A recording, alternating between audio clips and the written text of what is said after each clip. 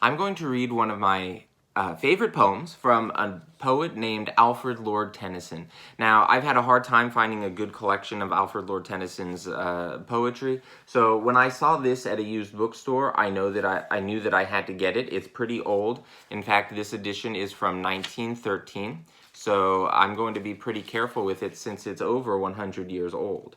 And today I'm going to read a poem called Ulysses, which is told from the point of view of Odysseus from the Homeric epics, the Iliad and the Odyssey. And if you've read those, you know that Odysseus was away from home for a long, long time. He fought in the Trojan War, and then after that, he was sort of cursed by the gods, and it took him a long time to finally return home. It was decades from the time that he left. His infant son was a man by the time that he returned home.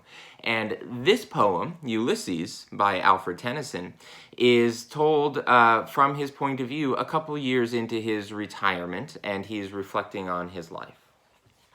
So Ulysses by Alfred Lord Tennyson.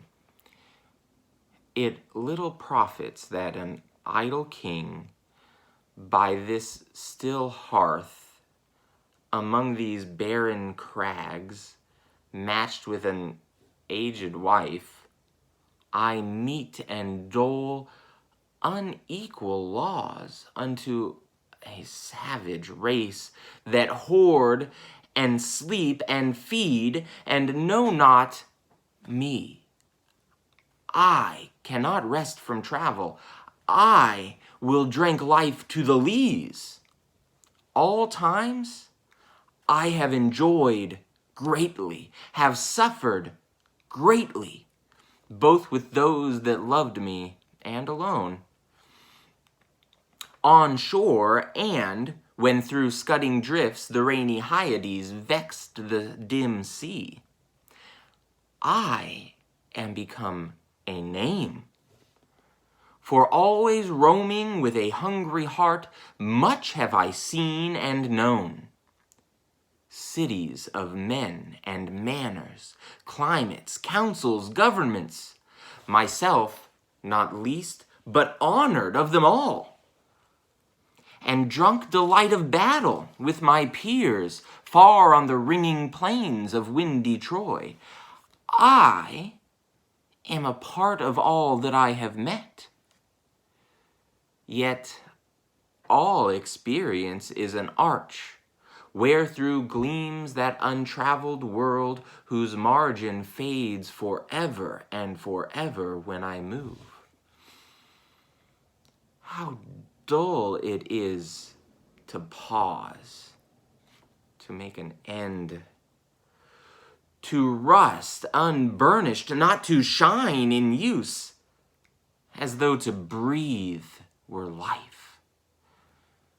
Life piled on life were all too little, and of one, to me, little remains.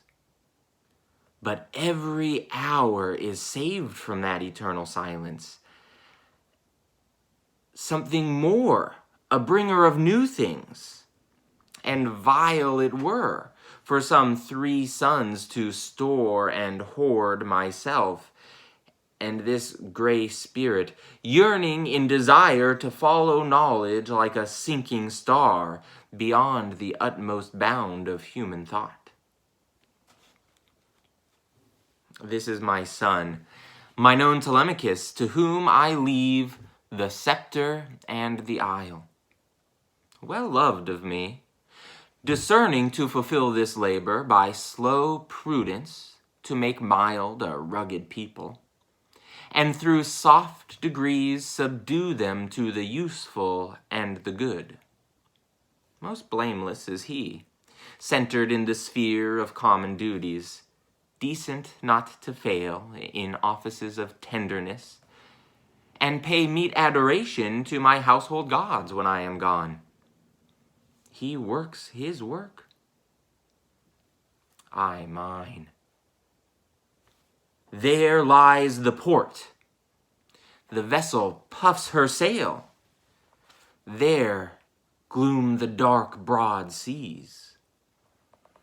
My mariners, souls that have toiled and wrought and thought with me, that ever with a frolic welcome took the thunder and the sunshine, and opposed free hearts, free foreheads.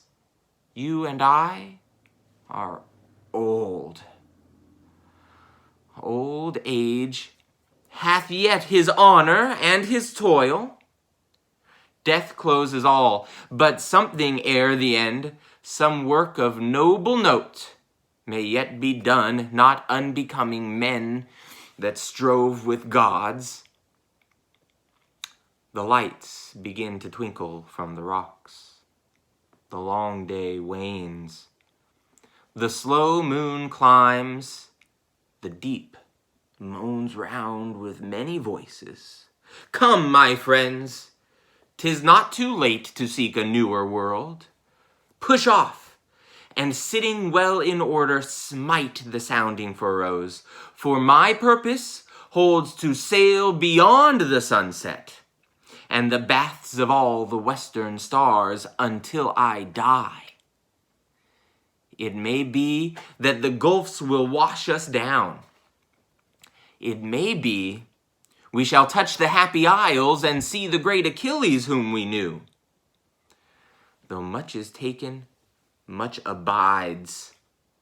And though we are not now that strength which in old days moved heaven and earth, that which we are, we are. One equal temper of heroic hearts, made weak by time and fate, but strong in will to strive, to seek, to find, and not to yield.